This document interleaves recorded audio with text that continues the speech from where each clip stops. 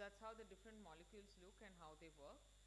And what it's also shown us in a PK model is that it has a longer duration of action as well, because of a longer vitreous half-life compared to the other molecules. So because of which the posology says that if the treatment is initiated of one injection per month for 5 consecutive months, followed by one injection every 2 months, there would be good response and would also decrease the requirement for monitoring between injections. So just look at a couple of studies that have been done and see what they tell us. If you look at the Vivid and Vista, they looked at the efficacy of aflibercept in patients with DME versus laser photocoagulation, whether it's focal or grid, and the primary endpoint here was the change in the BCVA at week 52. So if you look at the results, on an average, patients from both the studies gained more than 5 letters after the first monthly injection itself. You can see the graphs there compared to the lasers, which are down. And more importantly, 76 to 80% of the patients achieved gains more than 5 letters after 5 initial monthly doses. Now, most of us are either following PRN or we give a loading dose of 3. For DME, we don't really do an intensive early treatment, but these studies showed that those who got consecutive 5 injections monthly did gain better, and this significantly increased the ability to read fine print and to drive at night, or whether it is driving in difficult conditions. So this definitely offers a significant visual improvement that is maintained in the long term.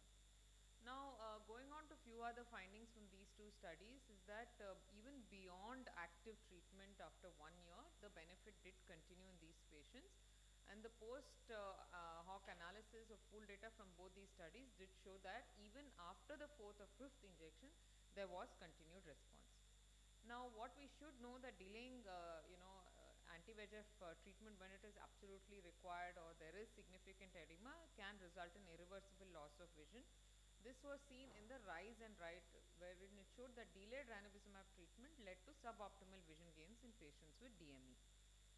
So the majority were actually seen after the 5th or 6th monthly dose of the injection. Now, which anti-VEGF gives the best vision? Well, there have been several studies by the drcr.net, and Protocol T compared the efficacy of these different agents for DME, whether it was aflibercept, bevacizumab or ranibizumab. And here again, the primary outcome at week 52 was the change in visual acuity from baseline. So what this showed that the mean number of 9 aflibercept injections were required in year 1 and 5 in year 2. And here again it showed that initial vision gains was maintained up to year 2, even on a PRN regimen in year 2 when a strict retreatment criteria was followed.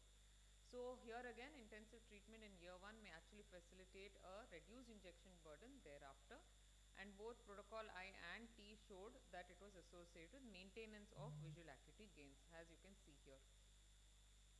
Now, intensive treatment at year 1 is also associated with disease modification in DME. We are not only treating diabetic macular edema, most of these patients have severe diabetic retinopathy and even proliferative diabetic retinopathy.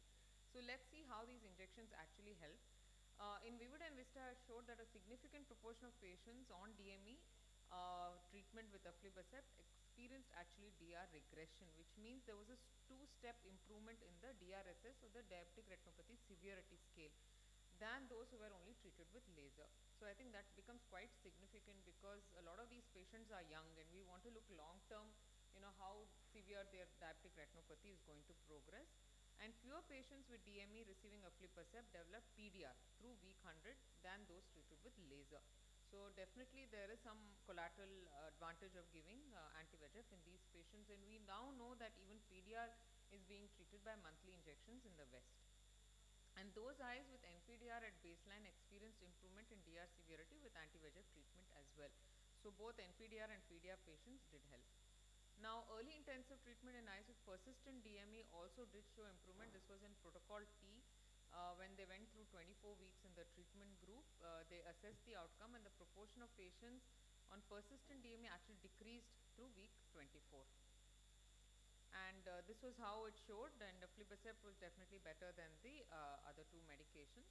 This is the Moorfield's real world data that came out recently. What they found that 89% of patients in a 3-year analysis actually had received 5 initial monthly doses, and more than half of them had a baseline of less than 69, And a drop in vision at year 2 actually suggests underdosing than that was actually required. Just a couple of case examples. These are two patients that I've had where we've been able to give monthly doses, and you can see how after the 5th dose, the patient, this is after the 2nd, the 3rd, the 4th, and the 5th. And then we went on every 2 monthly till the patient actually completely regressed. Now, this patient has not required treatment since then. So that's definitely an advantage. And you can see it's maintained over the next couple of months. This is my second case, started off with a very severe edema. This patient also required over 6 months of injection monthly. And after that, there was a treatment holiday because the patient, had taken 6 injections and didn't want any.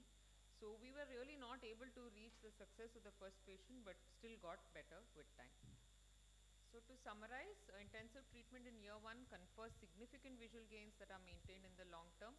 They do show improvements in both visual and anatomical outcome, and they do reduce the treatment from the second year onwards, and can help in disease modification and DR regression, and it's less likely to persist through week 24 even in those patients with persistent DME. Thank you so much. That was an excellent talk, ma'am. I think it was really enlightening. So one of the things, like, how do you start your patients on the treatment? Do you actually give 3 loading doses of injections, or you start on a PRN or maybe a treat and extend from baseline?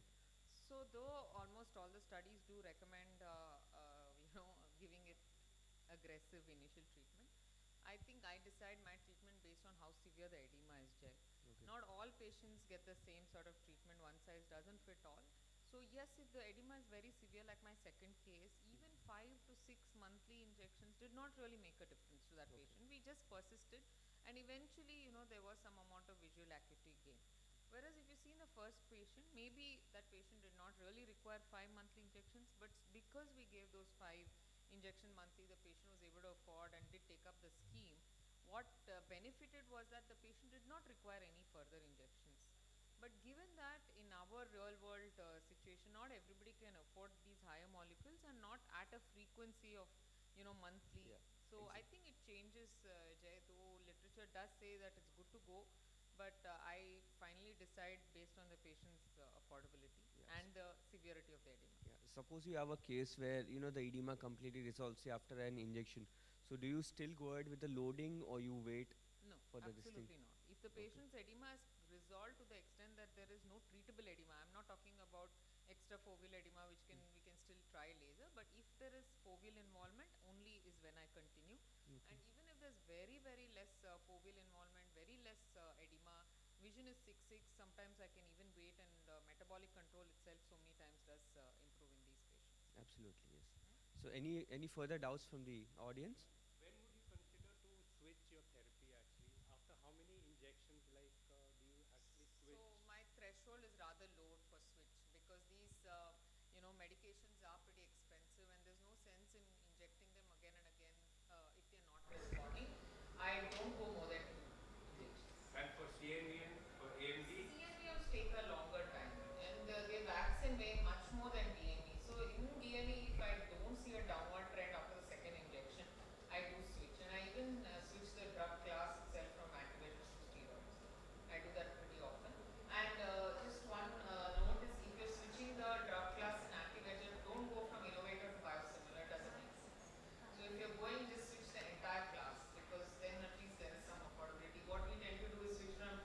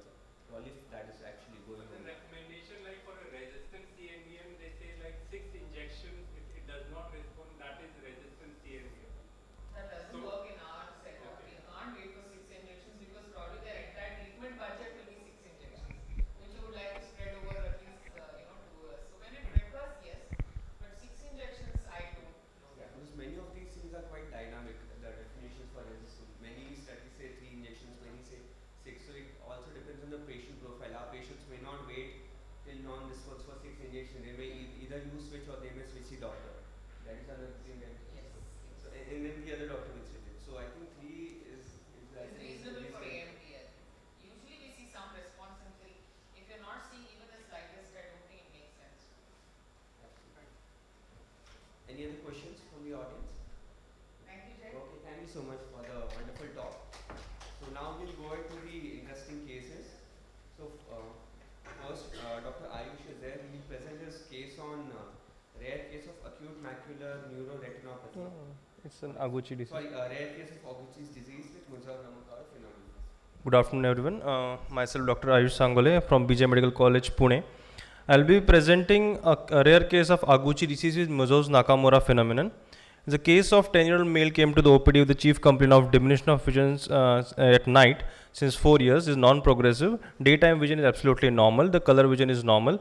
The patient got a history of trauma to the right eye 2 years back, and there is a consanguineous marriage of the parents. On intersegment examination, the right eye is thusical due to the trauma and PL negative, and left eye intersegment is absolutely normal with 6/6 vision and intraocular pressure is normal. This is the fundus photo of left eye. Shows golden yellow sheen all over the fundus. Disc and vessel is absolutely normal. The vessels appear more prominent due to the golden yellow sheen, and fovea also appear darker due to sheen of the fundus. We did fundus autofluorescence as a routine procedure. The fundus autofluorescence is absolutely normal. We did the OCT. On the OCT, the retinal interface is absolutely normal. The foveal contour is normal. All the retinal layers, especially inner layers, are normal. But the outer layers are little bit hyper-reflective. These we can easily differentiate these outer retinal layers, especially the RP Brooks complex, COST layer, and ISOS at subfoveal area. But in parafoveal area, these layers are hyper-reflective and difficult to differentiate. And a similar picture is seen in OCT of peripheral retina. This outer retinal layer are hyper-reflective and they are indistinct. So what is the diagnosis? We have some clues that history with night blindness, history of consanguineous marriage, the daytime vision is 6/6, a golden yellow sheen of the fundus, and OCT findings. So we come to the working diagnosis of Aguchi disease. Considering this as a primary diagnosis, we did a dark adaptation. We patched the eye for 2 to 3 hours, and after 2 to 3 hours, we got this picture. Now the fundus, there is no golden yellow sheen. Fundus look absolutely normal with disc and vessels are normal. Foveal reflex is present. This phenomenon is called as Muzur-Nakamura phenomenon. We also did OCT pre and post dark adaptation. The pre-dark I also already mentioned. There is hyperreflective layers which are indistinct, but we can now distinguish between these layers after dark adaptation. This is the magnified image. On the right side of the screen, these outer layers are difficult to distinguish, but we are able to distinguish these layers after dark adaptation. We also did ERG. Before dark adaptation, the rod response is decreased, but cone function are normal. After dark adaptation, there is a marked increase in rod response were markedly increased. So with all these hints like ERG test, Muzur-Nakamura phenomenon, OCT findings, and history, there is a final diagnosis of Aguchi disease. So what exactly the Aguchi disease is? It is primarily described by Japanese ophthalmologist in 1907. It is autosomal recessive disease. It is a type of congenital stationary night blindness with abnormal fundus. In this disease, there is a slow dark adaptation. It is divided into 2 types, type 1 and type 2, depending upon which genes is responsible in this disease. And it is usually caused by disruption in inactivation step of rod phototransduction. But the exact mechanism of this Muzur-Nakamura phenomenon or this golden yellow sheen is not known because it's a very rare disease. But it was speculated that it is due to the elevated extracellular potassium level due to the excess rod stimulation. And some scientists also suggest that there is a Muller function dysfunction which lead to this accumulation of potassium. These Muller function work as a potassium scavengers. And also, as you know that rods are mainly usually absent at the foveal region, they are more present in the parafoveal and peripheral area. So this might be there is a functional alternation in rods which is responsible for this hyper-reflective nature of the OCT in outer retinal layer, and that's why they are indistinguishable. but exact mechanism or exact cause of this hyperreflective nature is not known because of the rarity of this disease. So it's congenital stationary night blindness. Diagnosis mainly a bit depend upon history, the clinical findings and electrophysiological findings. Counseling is very important in this patient or the parents because this will help to tell the prognosis of the disease, and it help to prevent the unnecessary investigations. And and this is also found that it is more common in children of parent with the consanguineous marriage. So it is important to counsel people regarding this. And genetic testing also important to differentiate which genes is responsible, but it's very expensive test. Thank you. So excellent case, Dr. Ayush. So did the patient have any siblings? No, sir, he's single child. Okay, and Single child, what first about the child. parents? Did you get any investigations done for the parents? No, they're absolutely fine. There's a first primary cousins. This consanguineous marriage. Okay, okay. So normally, do we get genetic? How often do we get the genetic testing done for these kinds of patients? Usually, I advise every patient and send them to for Vitreo. The problem is patient will ask, what can you do with Yes, this? yes, And they that is the say thing. they cannot afford. And even a rich patient, they are saying, then what do we do next? So it's a problem to get these. So that's why I'm trying to write a grant for IRD and make sure that we will get the money for doing the test and then offer the result to the patient. In this case, the patient mainly came for other eye. Can we do anything for that eye? Because incidentally, I found this thing that there is an Aguchi disease because there is a thicycle. They want to just change that thing. Because actually, Arnold Salisbury has written the ophthalmology is a playground for genetics, and 90% Yes. genetic problem have something linked. So I think we should do genetic testing because India, according to me, has the maximum genetic diseases, Yes, sir. eye disease. Thanks a lot. Thank you, Dr. Ayush. So next I call upon Dr. Shivani.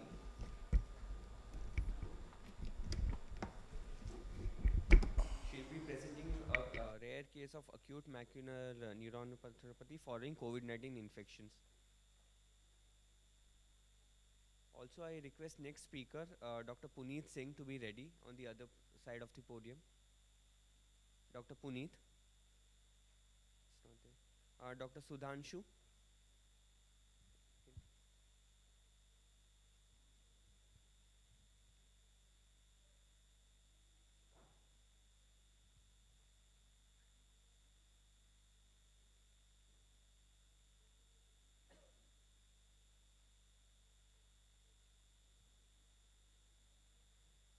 So, if we have the next presentation ready, we can start with that.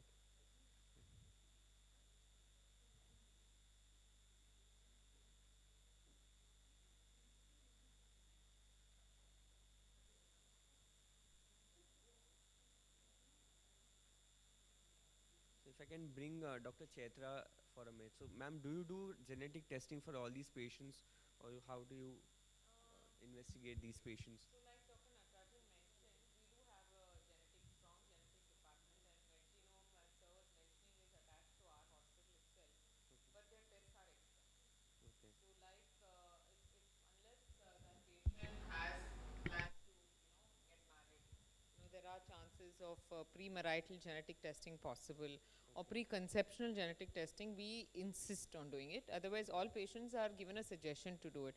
Now, when there is already a reason, because it's a consanguineous marriage and you expect these things to be there, maybe it will be imperative to tell the parents to at least try the genetic testing preconceptional for the next child, or intrauterine genetic, just to prevent further progenies with the genetic anomaly. Okay. So we do insist, but we suggest insist in a few, but suggest to almost all of them. Okay.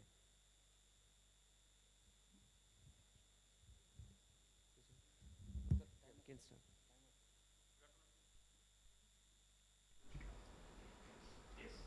Start. Good afternoon, everybody. Myself, Dr. Sudhanshu Sekhar. Let's come to the case details. A 40-year male patient came to our IOPD 8 months back with chief complaint of diminution of vision in both eye, left eye more than left right eye since 1 year, and there is worsening from past 1 month. The sudden blood of vision in left eye since 1 month, history of metamorphopsia in left eye, no history of macropsia, no history of pain, headache, blood, bulbar injections, or flashes, floaters. There is similar history of 1 year back in left eye, which resolved spontaneously within few months. History of a stressful life of few months.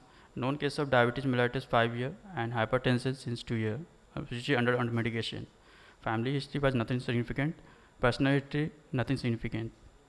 On ocular examination, anterior segments were normal, but visual acuity, base corrected visual acuity, right eye was 6/9 and left eye 6/36. On fundoscopy, the right eye media were clear, CDR 0.4, vessels normal, AV ratio 1:3, FR present, and left eye CDR 0.4. There was blur margins in superior nasal to disc and some hyporeflective discoloration area superior to disc, probably exudations. Veno-occlusive changes seen along the inferior arcuate vessels and some soft exudates in the retina and few superficial hemorrhages were seen. FR were dull and multiple hypopigmented dots were seen around the macula and striations was also seen. We did OCT and the right eye OCT line scan showed shallow SRF superior temporal to fovea and the left eye OCT showed SRF fluid extending from disc till temporal to fovea, subretinal discrete hyperreflective dots which typically chronicity and the thickening of RNFL layer towards the disc and irregularity in the inner retina.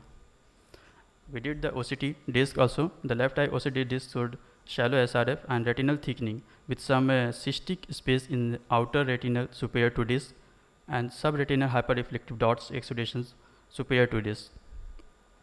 We did FFA after that. Right eye FFA showed window defects temporal to fovea, foveal leak superior temporal to disc, superior temporal to fovea, ill-defined leak at superior temporal quadrant arcades. And in left eye, FFA showed hyperreflective disc followed by leakage superior temporal quadrant to disc, diffuse leakage and a stippling pattern at the macula. The BS scan were normal, vitreous were anechoic, no sign of, no T sign. Provisional diagnosis came right eye acute onset CSER and left eye multifocal CSER with occlusive retinal vascular disease. Differential diagnosis diffuse posterior scleritis in left eye, ARMD with CNVM, PCV, diabetic papillopathy, multifocal CSER with occlusive retinal vascular disease. Treatment that I planned for right eye, I planned for observation because it was acute in onset, and in left eye, I planned for intravitreal anti-VEGF, brolucizumab, 6 mg 0.05 ml, and follow-up of after 1 month. On first follow-up, after 1 month, the best corrected visual acuity right eye was 6/24, which worsened, and in left eye 6/12. OCT we did on the same day, which revealed a right eye subretinal fluid accumulated around the macula, and in left eye it was dissolving subretinal fluid and resolving disc edema. We did the FFA on the same day to look for the point of leakage in right eye, and we planned for the Andiac laser, focal laser. In second follow-up, best corrected visual acuity came up to 6/9 in both. In left eye 6/9 part, and right eye OCT showed a good result with resolving SRF, and left eye also showed resolving disc edema with no superficial hemorrhage were seen, and no SRF fluid. Let's come to discussion. In our case, diagnosis of both eye multifocal CSER, atypical finding in left eye was made. Patient was treated with one intravitreal injection in left eye and focal laser in right eye with SRF resolution at the 3rd month. The multifocal CSER can rarely show atypical finding like disc edema, disc leakage, excessive subretinal exudations, and can also be associated with overlapping disease like occlusive retinal vascular diseases. Important risk factors are male, and age is 30 to 50 years, type A personality, stressful life. Steroid use is basically related to it. Imbalance between the sympathetic and parasympathetic activity has been associated. The pathogenesis is to the RPE dysfunction and choroidal dysfunction theory. Thank you. Thank you, Sudhanshu. So, was leakage considered a differential in your case? Because there was presence of disc leakage Yes. with multifocal, so that was one thing that was not mentioned in your case. VKH is also a differential diagnosis. It's a systemic disease, a systemic involvement will be there, and OCT will be differentiated. How will you differentiate between a VKS and a CSCR on an OCT?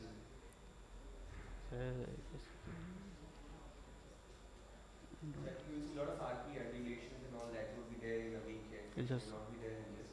In your case, you gave brolucizumab. So, with a primary diagnosis of CSCR, CSCR. What was the rationale behind giving an anti-VEGF? So basically, it was a occupational demand.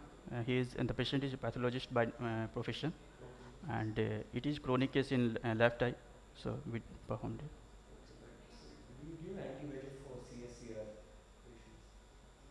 Unless there is a choroidal not otherwise. Not Yeah, because I think maybe the resolution could be a spontaneous one that we see that a lot of fluctuations can happen in these patients of CSCR. So maybe it was not indicated and it was just a natural course what was there. Because there has to be some kind of a neovascularization yes, sir. for it to For respond, for the neovascular. CSR to respond. So there are multiple studies that have been done in meta-analysis that have not shown any beneficial effect of giving an anti-VEGF for these patients. The photodynamic therapy can be given, Yes, but but it I was think not since there available. was a peripapillary leakage in your case, PDT would, of course, it's not Yes, available, and PDT doing in a peripapillary location would be a little dangerous. That's yes. why. But anyways, well managed, and I think the results are good. Thank you. Thank you, sir. So Doctor, we have Dr. Yeah. Doctor, I was sorry. K. Chaprani is doing a survey now. I don't know whether you got the thing, Google link. Yeah, Is I it think FDA correct? Yeah. So I think he is trying to standardize what's the problem, whereas PDT is not available. Yeah. So do we have Dr. Shivani ready? Yeah. Or maybe Dr. Shilpi can be ready on the podium for the next. Good afternoon. I will be presenting a case of acute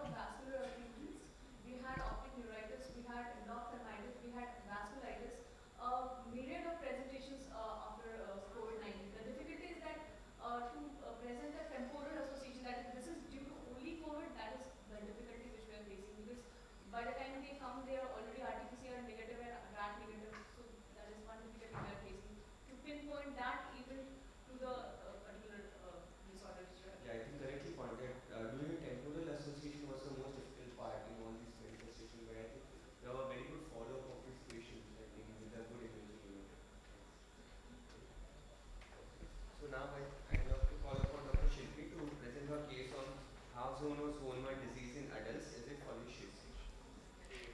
And Good, Dr. Deepak Agarwal, right? good afternoon, everyone. The moment we say half zone or zone, so the first thing which comes in our mind is it is related to ROP. So, but today I am talking about this zones in adults. So, case 1 is a 48-year-old male complaining of diminution of vision after blunt trauma in the left eye, and the vision dropped down to 6/60. Anterior segment was within normal limits, and this was the fundus picture and the OCT. And he was diagnosed elsewhere as a post-trauma multiple hemorrhages. So, this was a wide field fundus photo showing the multiple occlusions, hemorrhages, especially in the periphery. So the physician workup was done. His lipid profile was totally deranged and the blood pressure was 168/98. So the angiography was done and we could see only that in the periphery there was total CNP areas. And the laser was done in such cases and the patient was followed up. So this was the case of peripheral vascular occlusion. So now coming to case 2, 65 years old female, diminution of vision in both the eyes of 1 month duration and was diagnosed as a case of both eyes occlusive vasculitis. So these were the fundus pictures of the right eye and the left eye. In the left eye, she was also having a full thickness macular hole. This is the OCT. And the further systemic evaluation was done and she was detected as a case of pulmonary thromboembolism. This was the FFA picture showing the half zone in the left eye and zone 1 in the right eye.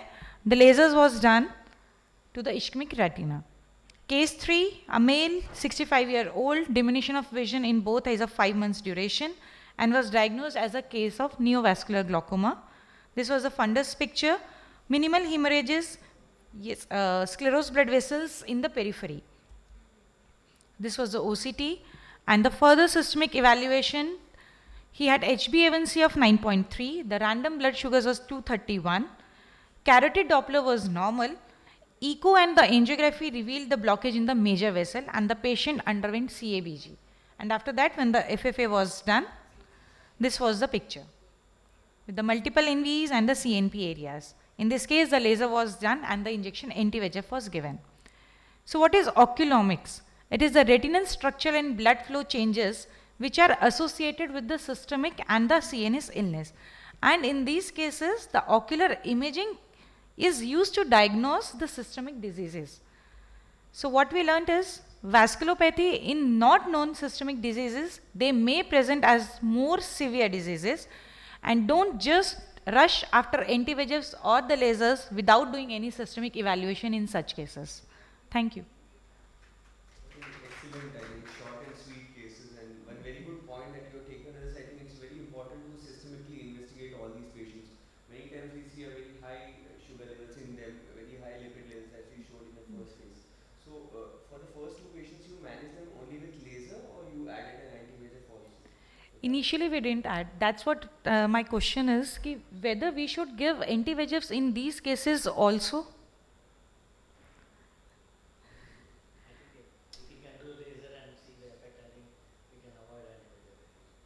Because like in, thank you sir, thank you. I think there are multiple, I think, 2 schools of thought whether we should give anti-VEGF in these patients or not. Yes. So I think, yes, sir said that is one, I think, more stronger viewpoint that we can wait for giving anti-VEGF, just laser may suffice. Then there's another school of thought, I think Dr. Chetra correctly pointed in our talk, this disease modification that happens Yes. with these injections. So maybe giving anti-VEGF simultaneously with the laser. With the may laser. help to increase the vascularization of the periphery and that may reduce the severity. So I think that is one thing that needs to be studied. Vascularization I don't think in these cases, but like, I think the third case was yeah, that's what, but if it is zone 1, matlab the perfusion is not up to even the zone 1, then what to do? Are these patients at a higher risk of going into NVG? NVG, It's yeah. such severe. So does an anti-VEGF? No, that's what, but how long? See, in ROP we give the anti-VEGF because it will vascularize later on.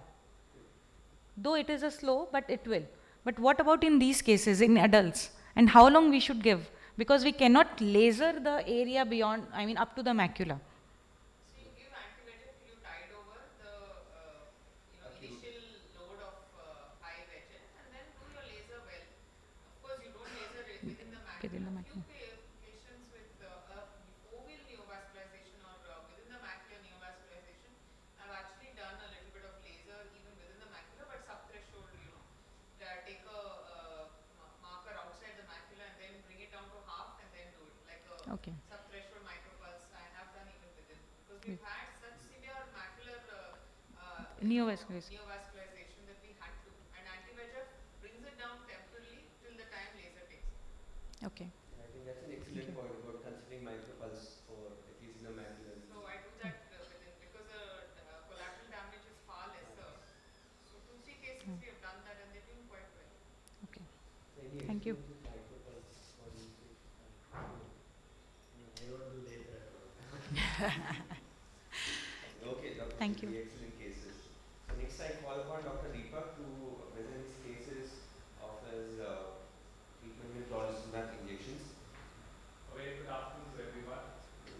As we know that one of the bottlenecks in the management of AMD is to maintain these patients without a fluid. And by experience, we all know that any kind of fluid is bad, whether it is IRF, SRF, sub-RP fluid. Although SRF can be tolerated a bit well, but even then all fluid is bad for the retina. And therefore we need a molecule which is much stronger and which can help in sustaining this patient for a longer time. So brolucizumab definitely is a strong molecule, and the frequency of injections with this molecule is definitely less. And by the Hawk and Harrier trial, we have known that almost 52 to 56% of patients can be maintained on Q12 dosing. So case 1 is of a 65-year-old male who presented with sudden metamorphopsia, and visual acuity was 3/60 in the right eye. There was a very tall PED here, and one can see that just after one injection, the PED has regressed to this much, and the visual acuity improved to 6/36, and this patient is maintained with just another injection. He just received another injection of brolucizumab and is doing well. So second case is of off-label use. It's a case of an IGT with SRNVM in the right eye, and the visual acuity was 5/60, and we injected brolucizumab twice. And you can see here that anatomically also the fovea, how well it has actually, the fluid has regressed, and even the contour of the fovea is very well maintained over here.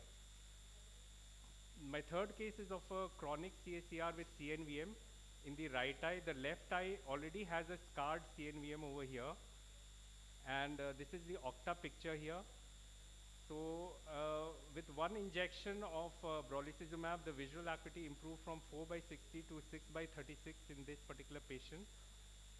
Another patient of an IPCV here, and you can see here that after one injection, the regression of the PED. Then in DME also it has shown very good results. So I'm just rushing through this because this is not a treatment naive. The previous ones were actually treatment naive patients. This is a diabetic macular edema which was treated with with razumab actually for 3 times with 3 doses with recurrences. And also in the left eye we had given Ozurdex, and again there was a recurrence. And after the third injection of ranibizumab, we gave Paginex, brolucizumab, and one can see that the regression of the edema is also very good here. This is the post-brolucizumab picture in the right eye, and the visual acuity improved to 6/9, and in the left eye it was also regressed. So again DME, the regression was very good with one injection, although there was a recurrence after 3 months. So what I noticed was that the central foveal thickness actually, the drying effect was very good, and The visual acuity, since they were treatment naive patients, the visual acuity improvement was also very good in my cases here. So marked drying effect of brolucizumab was there. I experienced one case of anterior segment inflammation which was treated with topical steroids, and this patient had received ranibizumab before. One case of RPE RIP, and the patient was actually treatment naive and unfortunately a one-eyed patient. So this is the patient which actually developed a RIP over here. The PED was not very large here, but even then there was a RIP here. So patients not responding to multiple anti-VEGF risk-benefit ratio can be explained. A recommended monthly dosing, although is recommended, but I do not follow that. We give it every 2 months. And results are much better with treatment-naive patients, and it is best suited for RPEDs, IPCV, occult CNVM, and now diabetic macular edema also. Thank you.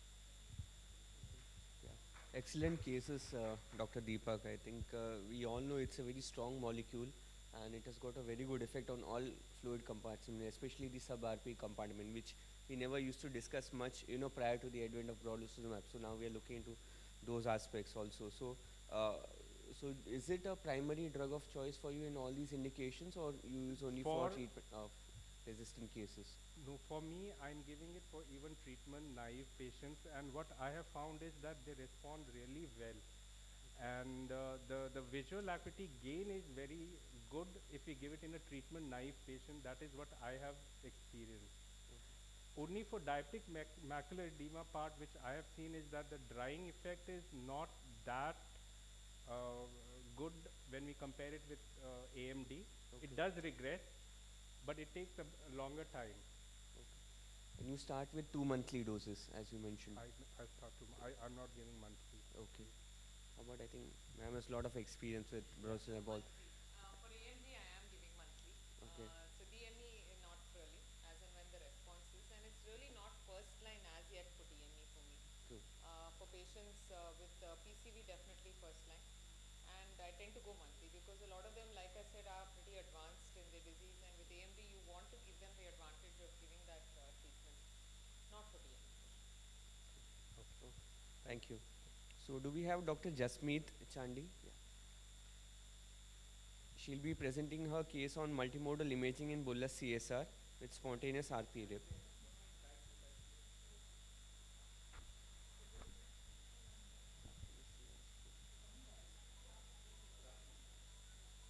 Good afternoon, everyone. Myself, Dr. Jasmeet.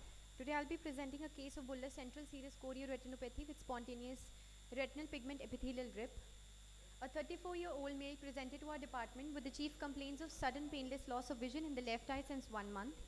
There was no history of trauma to the eye. There was no history of any steroid intake. He was not suffering from any systemic illness, and there was no significant past family history.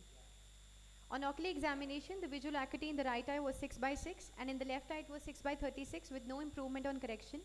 The slit lamp examination of the anterior segment in both the eyes was unremarkable. The IOP was normal, and gonioscopic examination has grade 4 in Schafer's grading. This is a fundus photograph of the right eye showing CDR of around 0.3. Vessels are normal. There are multiple RP changes at the posterior pole. This is a fundus photograph of the left eye. The CDR ratio is around 0.4. There is an inferior bullous retinal detachment, RP atrophy temporal to the fovea, and neurosensory detachment at the fovea. This is an autofluorescent picture. In the right eye, we can see multiple hyperfluorescent areas. In the left eye, we can see a hypofluorescent area, which is corresponding to the RP tear, surrounded by an area of hyperfluorescence, which is due to retracted RP. This is an OCT image of the right eye. There are multiple neurosensory detachments with shallow PED. This is an OCT image of the left eye. There is a shallow subretinal fluid at the macula, PED temporal to the fovea with RP RIP at the dome of the PED and rolled out edges of the RPE. This is an FFA image of the right eye. There are multiple pinpoint areas of hyperfluorescence which increase in intensity in the late phase. This is an FFA image of the left eye. There is a well-circumcised area of hyperfluorescence in the early phase, corresponding with the loss of RP, which increase in intensity in the late phase, with narrow portion of blocked fluorescein on the inferior margins and consistent with retracted RP. So the differential diagnosis could be Voges-Koyanagi-Harada, sympathetic ophthalmitis, which is ruled out because there is no history of trauma, Posterior scleritis, ruled out again because there is no history of any pain or tenderness. Choroidal tumor, the B scan was normal. And lastly, UV effusion syndrome. So the provisional diagnosis based on the multimodal imaging is that the patient is suffering from bilateral central serous chorioretinopathy with left eye inferior bullous RD with RP rip. Focal laser was done to discrete the leakage areas in both the eyes. Spontaneous retinal pigment epithelial rip has been reported more commonly in association with neovascular macular degeneration, post-trauma with intravitreal anti-VEGF injections and CACR. RP rip usually occurs at the junction of detached and flat pigment epithelium. Tears in the RP was first described by Hoskin et al. Reports of RP defects in association with CACR are rare. Steroid usage is an exacerbating factor. Our patient developed the spontaneous RP rip with CACR without any history of steroid use. Another interesting fact is that the RP rip was seen at the dome of the RP detachment and not at the edge of the PD as seen in AMD. So I conclude here by saying that the bullous retinal detachment is a rare manifestation of chronic CACR. RP tears may rarely occur in CACR, particularly when the neurosensory detachment is associated with underlying PD. Due to its peculiar clinical findings, it can present as a diagnostic dilemma and lead to inappropriate management. Treatment of bullous CACR is still a matter of controversy, and failure to differentiate bullous CACR from other diseases may result in inappropriate uses of corticosteroids, worsening the clinical picture and leading to poor visual outcome. Further studies are mandatory to address these issues for improving patients' care. These are my references. Thank you. Yeah. Okay. Excellent. So nice case, Dr. Jasmeet. So I think we just discussed it. So I think doing a serum cortisol levels is also very important in all these patients, because although they are not taking steroids, but there may be intrinsic raised cortisol levels, so that may be an important risk factor for such bullous CSR in these young patients. So we could have done that, but we lost the follow-up of the patient. No worries. Thank you, sir. Okay, welcome. So now I call upon Natarajan sir to give his talk on lens sparing stage 4 ROP surgery with anti-VEGF injections.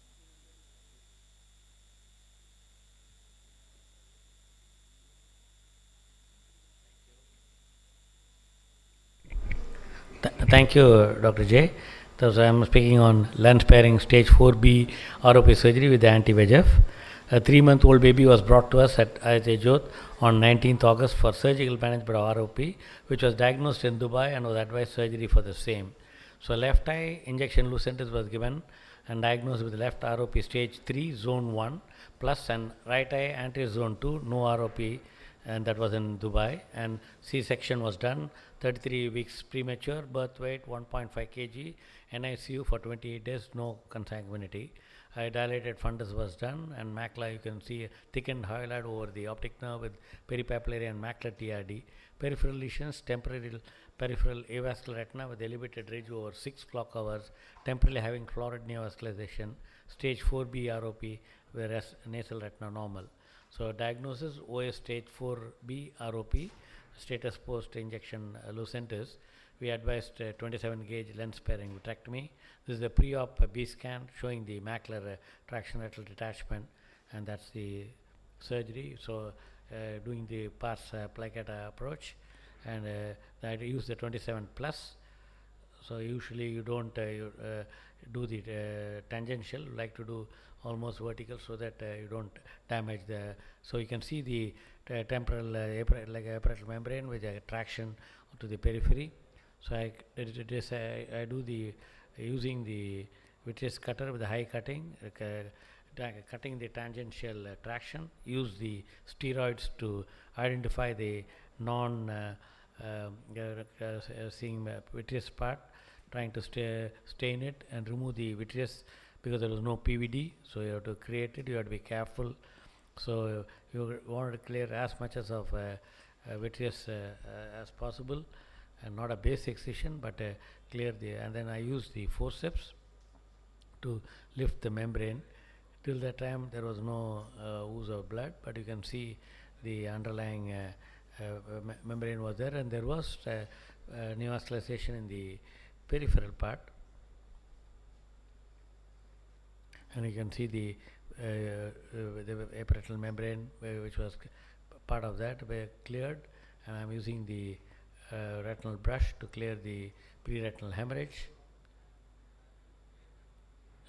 and then you can see the most of the hemorrhage is cleared. So I used PFCL at this stage to act as a third hand, so that I can keep the macula in position and complete the peripheral relieving the traction using the cutter, and then whatever ooze happened also was removed. So this is again I use a continuously 3D and wide angle, and under the PFCL again I tried removing the membrane. We can see the membrane was more stronger than the underlying retina. So whatever membranes I could peel, I peeled it off. There was some pre-retinal hemorrhage. So finally I removed the PFCL and then also removed the pre-retinal hemorrhage, did a fluid air exchange, and there was some ooze happening, and then finally injecting the anti-VEGF, kept the pressure a little on the higher side for some time so that peripheral blood was left as it is. And this was the conclusion where during the surgery the photographs had been taken.